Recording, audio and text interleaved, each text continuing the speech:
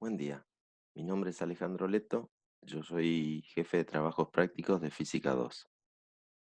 En este video vamos a desarrollar eh, todo lo que sería el principio de transmisión de la unidad transmisión de calor.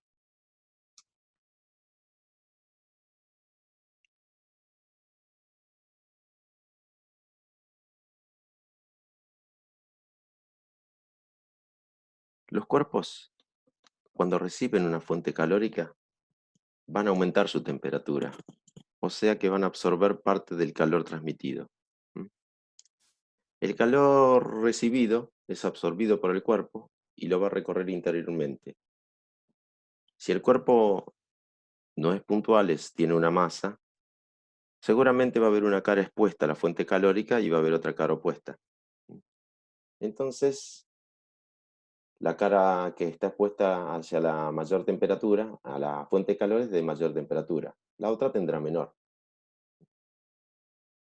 Podemos comprobar este fenómeno poniendo una mano sobre la cara opuesta y la cara que está más cerca de la fuente de calor, y se van a dar cuenta que la cara que está más cerca de la fuente de calor va a tener mayor temperatura.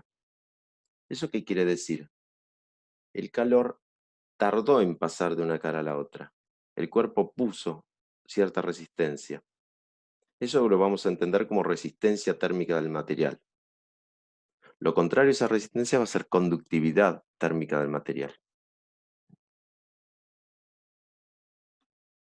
Si nosotros dentro de un ambiente vamos a buscar como objetivo tener una cierta temperatura, por lo menos que sea confortable, vamos a tener que diseñar el muro con materiales y espesores adecuados para tratar de separar esa temperatura, ese ambiente, del medio exterior.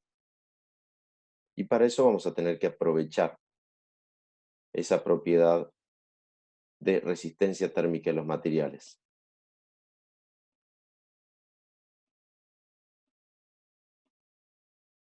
Cuando dos o más sistemas de temperatura a temperaturas diferentes se ponen en contacto entre sí, van a lograr un equilibrio térmico, tanto sea solitos o a través de alguna pared que permita esa transferencia.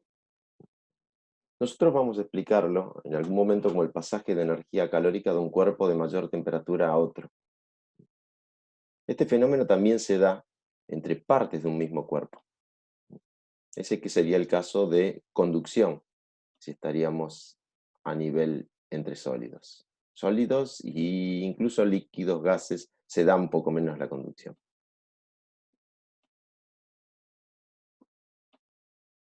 Los mecanismos de transferencia de calor, serían las formas de calor, son tres. Básicamente esas tres transferencias están relacionadas, se pueden producir simultáneamente, pero nosotros lo vamos a estudiar por separado. Tenemos la conducción, que se va a manifestar en los cuerpos sólidos, y de la que recién mencionamos. Podemos hablar de la convección, mientras que en la conducción no hay traslación, no hay movimiento de materiales, en la convección sí. En la convección, el material más que se va calentando va disminuyendo su densidad y va aumentando, va subiendo. Entonces el material más pesado va ocupando su lugar. Eso hace que la materia a diferentes porciones se vaya desplazando. La radiación es como llega el sol, el calor del sol hacia nosotros. No existe un vínculo material entre el sol y la Tierra. Hay vacío.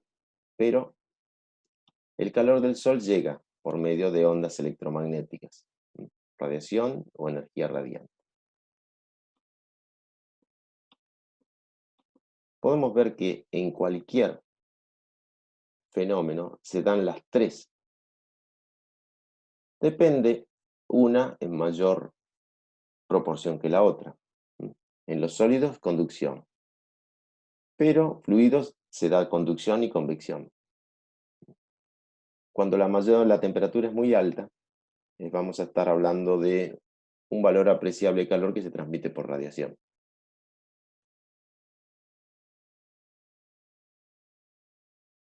Vamos a arrancar por conducción. Este mecanismo se va a estudiar más fácilmente en los cuerpos sólidos, ¿sí? Para separar la influencia de la convección.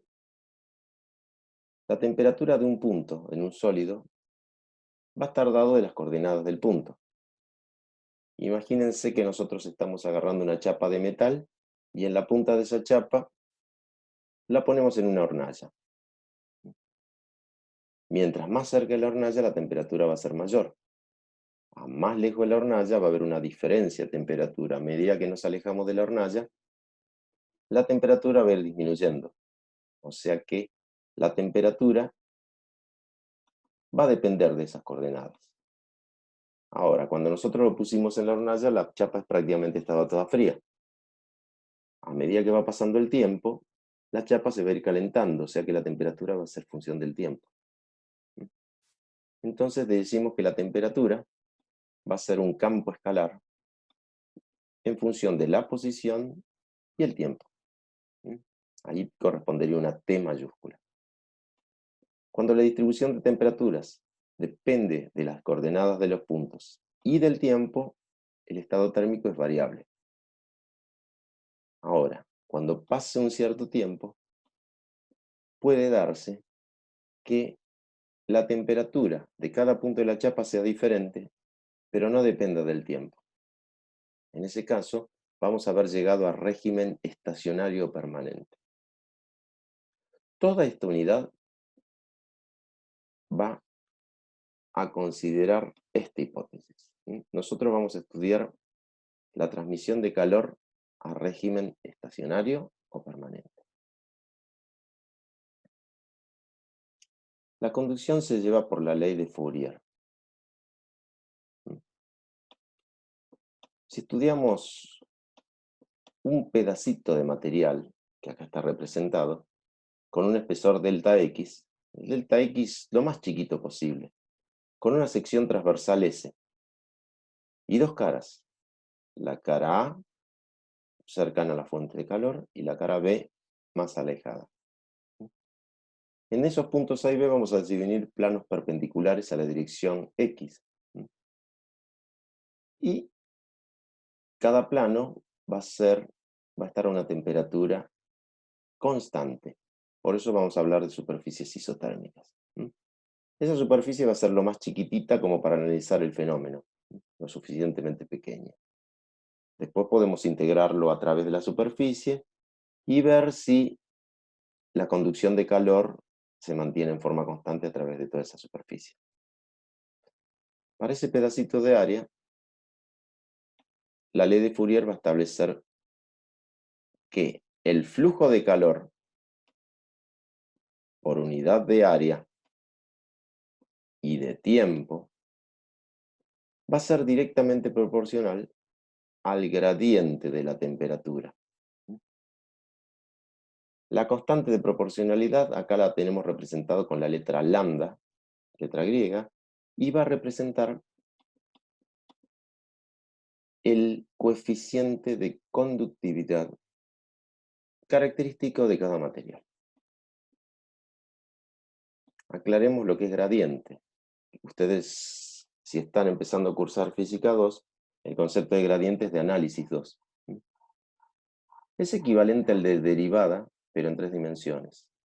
El gradiente está definido como la razón de cambio de la temperatura respecto a la distancia entre dos puntos. Pero yo puedo analizar el material en diferentes desplazamientos. Entonces yo me voy a desplazar en el sentido donde este valor se hace máximo, que va a equivaler al sentido de las líneas de flujo de calor. En el sentido donde el calor circula es donde la mayor diferencia de temperatura se produce. Ese va a ser el gradiente. Vamos a definir algunas consideraciones. Son simplificativas, hipótesis simplificativas. Primera, para este caso, el calor se transmite solo en una dirección. En este caso, el eje X. Segunda hipótesis, el régimen es permanente.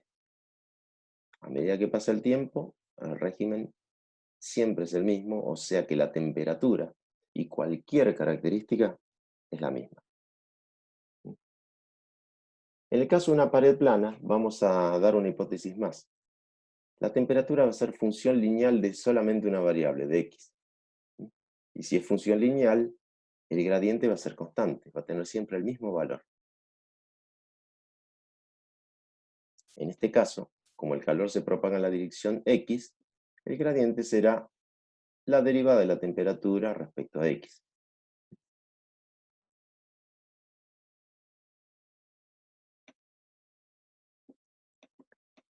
Como el flujo calórico depende de la diferencia de temperatura, mientras la diferencia de temperatura se mantenga constante, el flujo también lo será. Ese es el caso de un régimen estacionario. Si el régimen fuera variable, como la distribución de temperaturas va a variar con el tiempo, el flujo también va a variar. Es el caso de cuando dejamos una taza de café en la mesa, donde al principio va a tener mucha pérdida de calor y a medida que va pasando el tiempo, va a haber la diferencia de temperaturas es menor y entonces la pérdida de calor va a ser menor. Eso se va a resolver con una ecuación diferencial, pero más adelante.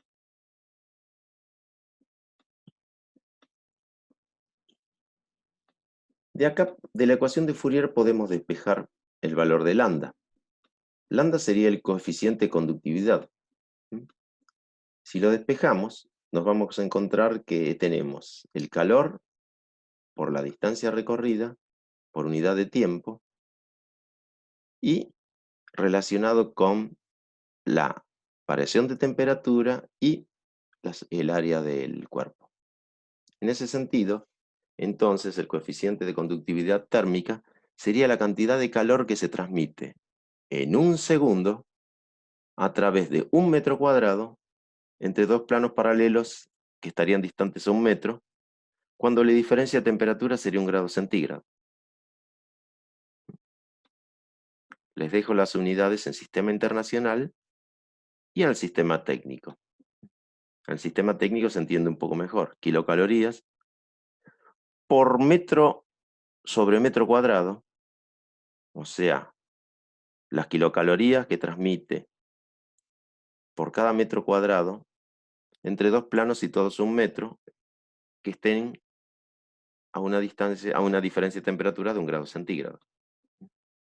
Los buenos conductores, los metales, tienen valores de 350, 400, cientos. Los malos conductores tienen menos que 1. Ahí está en el sistema técnico. Y acá lo van a ver en sistema internacional, MKS.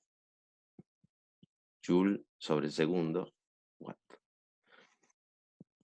Aclaremos, este apunte va a estar en el campus, o se los puedo pasar en algún momento. Se los daría por correo, si no pueden acceder por el campus. Un par de aclaraciones. Superficies isotérmicas. Están definidas por los puntos del sólido que están a igual temperatura.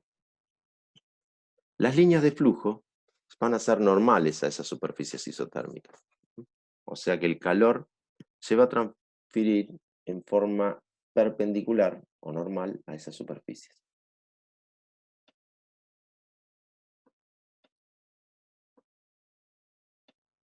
Vamos a analizar para el caso de paredes planas. Vamos a analizar un material de coeficiente lambda separado por dos caras paralelas a diferente temperatura, T1 y T2. Si la temperatura de la pared 1 es mayor a la temperatura 2, acá la representamos con rojo y azul, el calor va a transmitirse de la cara A a la B. Las líneas de flujo son normales a ambas caras, es decir, van a ser paralelas a la dirección de eje X. Estamos analizando, repito, paredes planas. La pared plana tiene dos superficies planas y paralelas. Planteando la ley de Fourier y considerando el régimen estacionario permanente, la temperatura de un punto cualquiera del interior del cuerpo va a ser solamente función de la coordenada X. O sea que cualquier punto a la misma dirección de la superficie 1, A, va a tener la misma temperatura. Así puede hacer algún detalle acá. Rellenar, firmar, no, acá.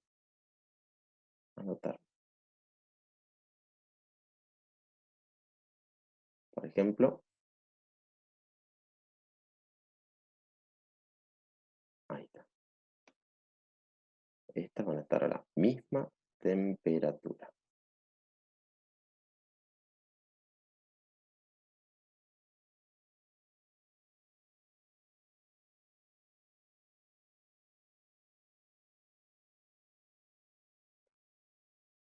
En un plano cualquiera, paralelo a las caras A y B, la temperatura es constante porque la temperatura era solamente función de X para todos los puntos del plano. Voy a borrar esta liñita que me quedó. Recordando las hipótesis simplificativas, régimen permanente, calor que se transmite en una dirección, y la temperatura función lineal de ese valor X, podemos trabajar a partir de la ecuación de Fourier.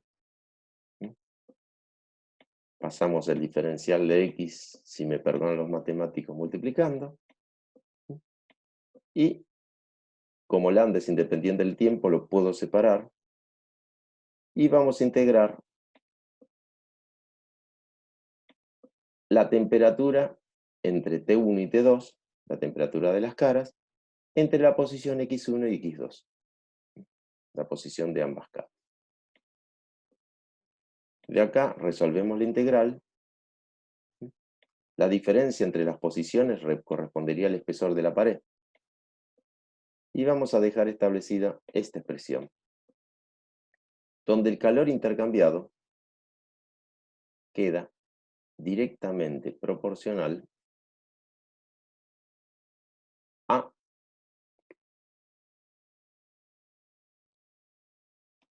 el calor intercambiado es directamente proporcional a el área, la diferencia de temperaturas, e inversamente proporcional a la distancia o al espesor de la pared en cuestión. Si yo quiero que un cuerpo transmita mucho calor, voy a aumentar el área, y si quiero evitarlo, voy a aumentar el espesor. Obviamente TO2 y T1 va a ser las temperaturas de ambas paredes del material.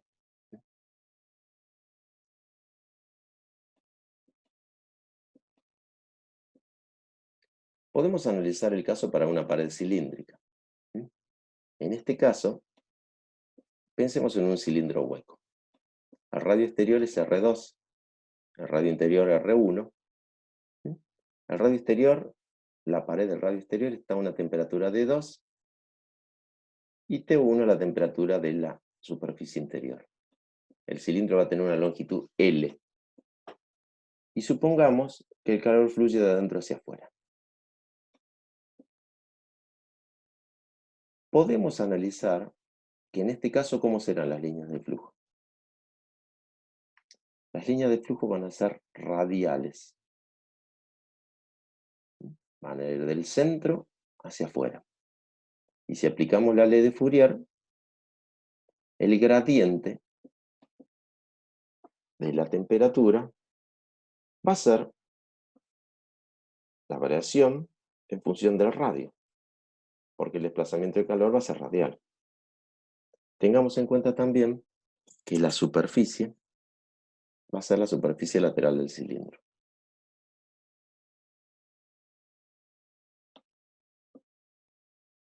Si trabajamos matemáticamente, reemplazando el gradiente y el área, nos vamos a dar cuenta que, en principio,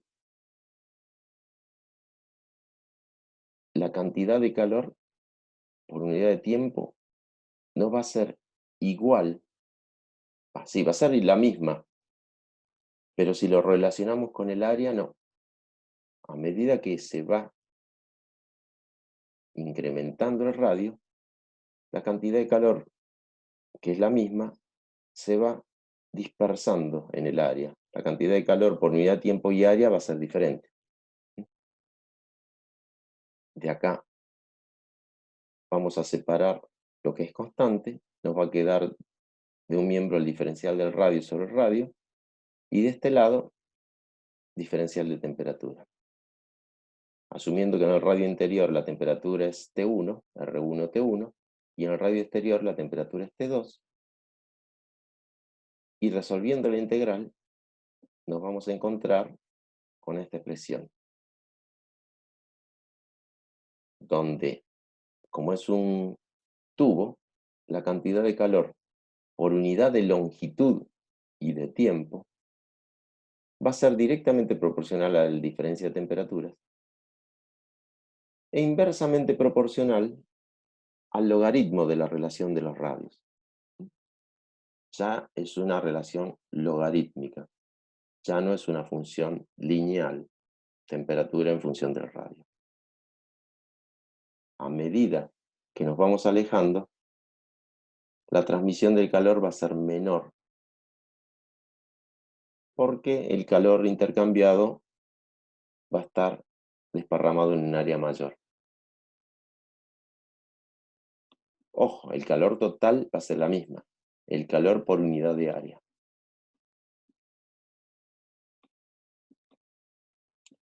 Un análisis parecido nos va a pasar en las paredes esféricas. Una esfera sólida hueca, radio interior R1 a temperatura 1 y radio exterior 2 a temperatura 2. La fuente de calor está acá adentro. Pensemos en un iglú. Bueno, un iglú sería una semiesfera, pero algo, una pecera cilíndrica esférica. Plantearemos las mismas consideraciones, Fourier, y la superficie va a ser la superficie de una esfera. Como el calor fluye radialmente, el gradiente depende de la diferencia de temperatura en función del radio.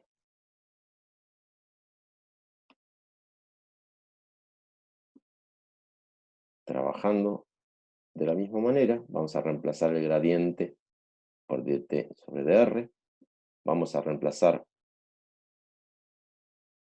la superficie de la esfera por 4pi radio al cuadrado, hacia un miembro todos los radios, diferencial del radio lo mando al primer miembro,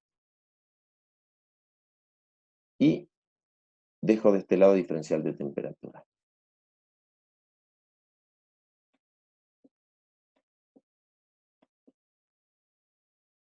Vamos a integrar entre R1 y R2,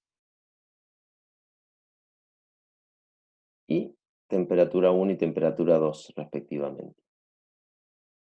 Resolviendo esta integral, asumo que no tienen problema en ese sentido, si no lo hacemos en un costadito, nos encontramos que de este lado vamos a tener la diferencia de temperaturas, perdón, de este lado diferencia de temperaturas, y de este lado la relación inversa de los radios.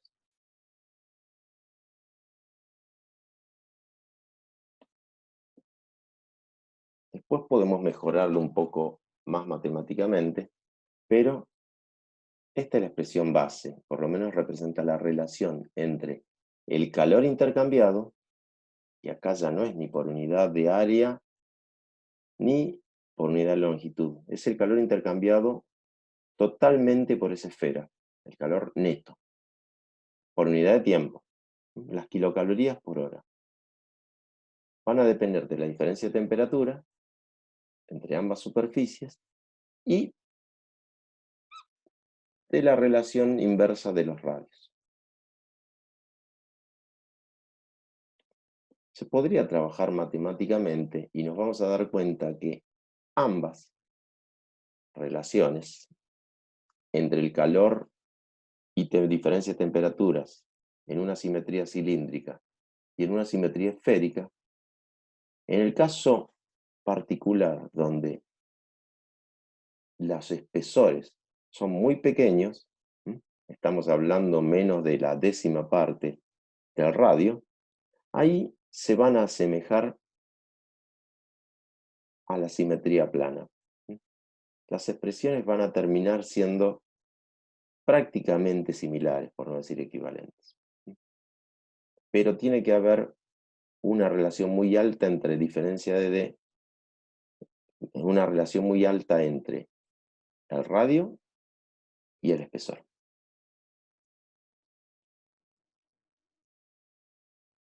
Vamos a dejar el tema de convección para un próximo video, así lo vamos analizando de a poco.